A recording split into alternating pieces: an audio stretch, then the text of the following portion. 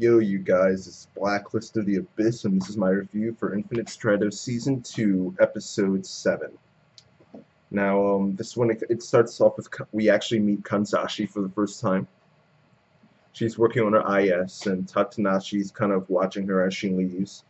It's pretty clear that the two of them are related in some way, just from their hair alone.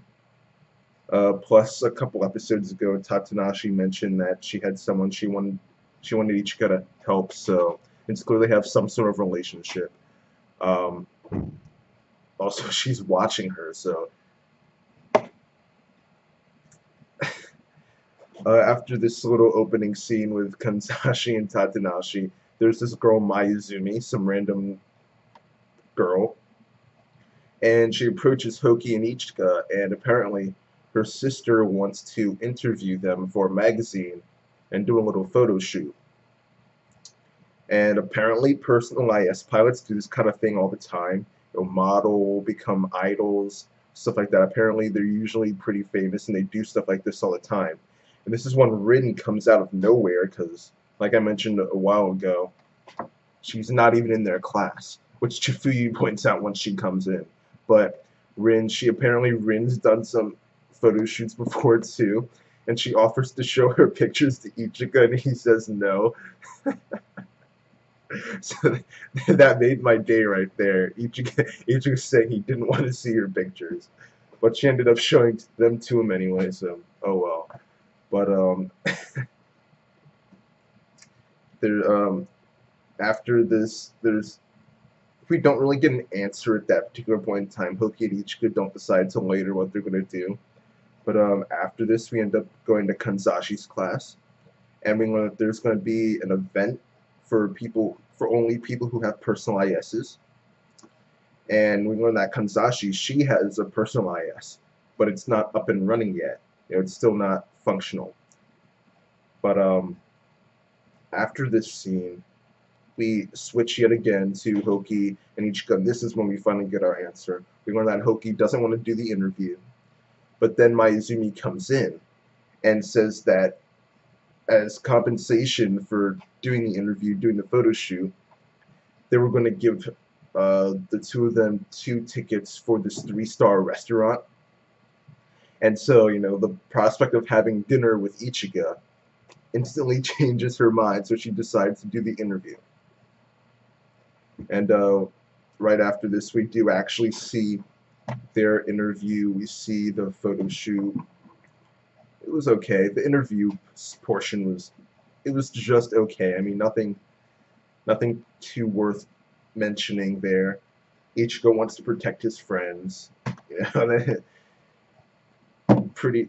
It's your typical shonen cliche line. Though I don't remember if Infinite Stratos is actually shonen or not. Probably, but whatever. It's a light novel, so. After that, we have the photo shoot. This part I actually liked. I actually did like this part. Get it with giving some development for Hoki and Ichika, that pairing. So Hoki, she's not my favorite of the girls. That's Char. Then Laura's second, but Hoki's third. Well, if I considered the 5 core girls, if I was going to add Tatanashi and Ran, they'd be close to the top 2. But as far as the 5 main girls go, Hoki's the middle for me. When she's annoying, but when she's good, she's really good. And this was one of those moments where she was good. So I really did enjoy the photo shoot.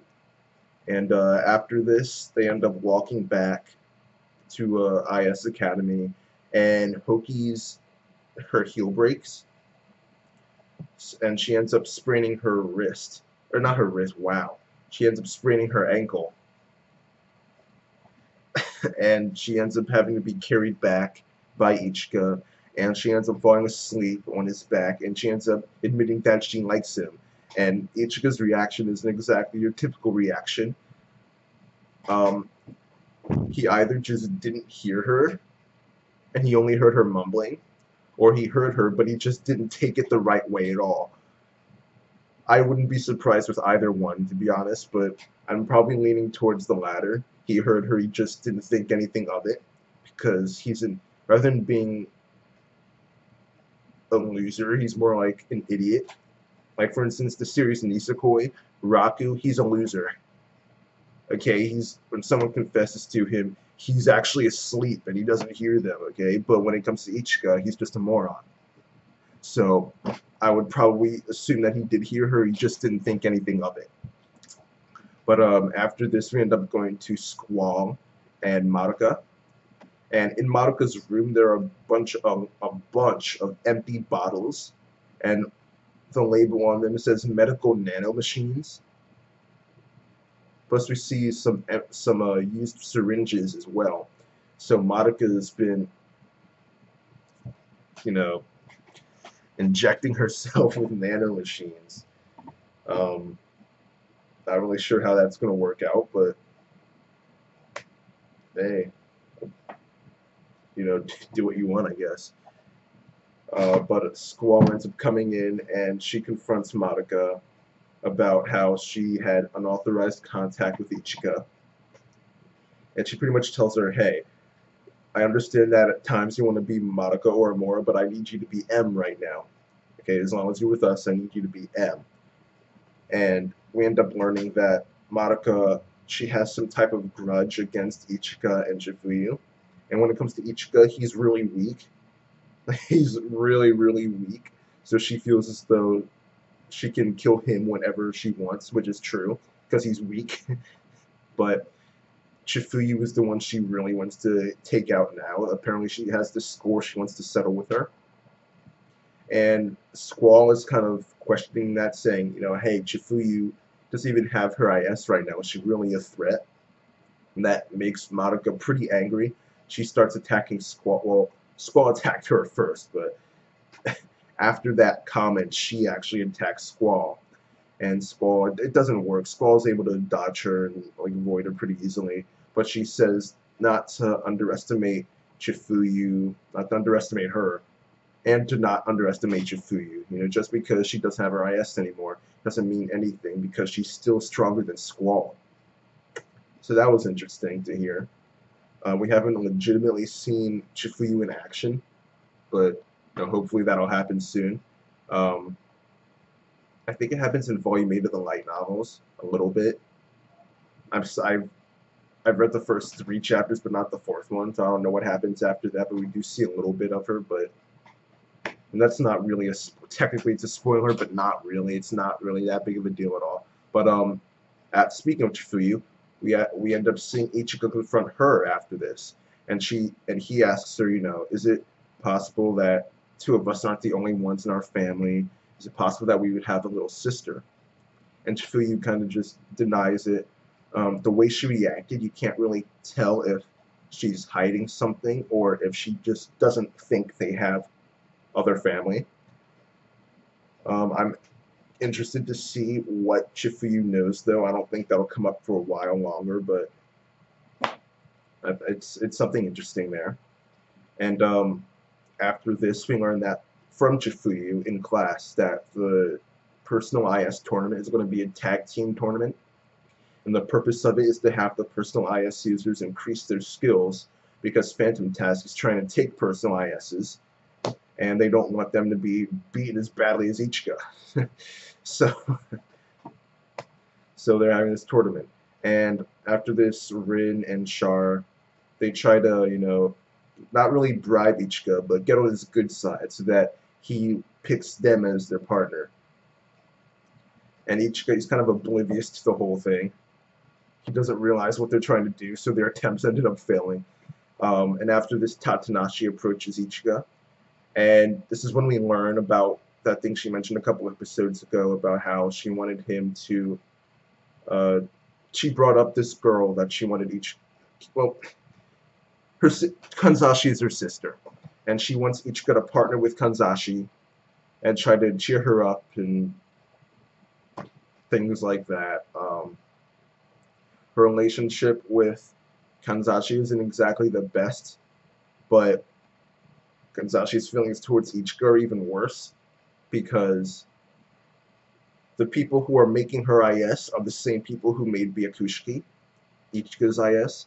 And since Byakushiki was higher priority, first guy who can pilot an IS, his IS is higher priority than another random representative candidate because Kanzashi is actually the representative candidate for Japan. And because the reason she has to work on her IS on her own is because the other people, the people who are supposed to be making it, threw it off to the side so that they could work on Byakushiki. So in order to try and cheer up Kanzashi and kind of improve her attitude, Tatanashi wants Ichika to team with her. And she doesn't want Ichika to mention her name because mentioning her name would just make Kanzashi say no instantly. Though at the end of the episode we see that she says no instantly anyway. Doesn't matter if Tatanashi was involved or not. But he asks Kanzashi to be his partner. She says no. And apparently she's actually working on her IS in the class. She has like the screen up, typing stuff. We can see this IS thing on the screen. And so she's working on her IS a lot. And she mentions that she has the right to punch him, and she actually would punch him if it took less effort. So this Kanzashi's going to be the focus of the next couple episodes, maybe more. Maybe the rest of the season. There's also this scene in the episode where Laura, she goes up to Ichika and just says, "Hey, be my partner now." She kind of just orders him to do it, and he says, "Sorry, I already decided who my partner is going to be." And Hoki and Cecilia, they overhear this as well, and they think it's going to be them, when no, it's Kanzashi. But an interesting thing that happens in this part of the episode is that Laura actually tries to kill Ichika, as usual. People always try to kill Ichika. And Chifuyu comes in and blocks her and just kind of throws her across the room. And Laura says, "Hey, this is a matter between husband and wife. I respect you, instructor, but please stay out of it." And Chifuyu's like, I don't want to have a sister-in-law like you who has no manners. And that kind of just destroys. That's like a one-hit KO for Laura. It kind of just destroys her, so that she just starts she's just in the corner of the room, just in the fetal position, just doesn't. She's done. She was one-hit KO'd by that. So that was pretty funny. But that's stuff at the end. That's pretty much the end of the episode. And I'll give this one a 7.5 out of 10. Mainly because of the development between Hoki and Ichika. A little bit because of Madoka and Squall, and then a little bit at the end because of Kanzashi becoming more relevant, pretty much becoming the center of the next few episodes. But that's it for this review. It was a cool episode. Rate, comment, subscribe, and I'll see you guys next time.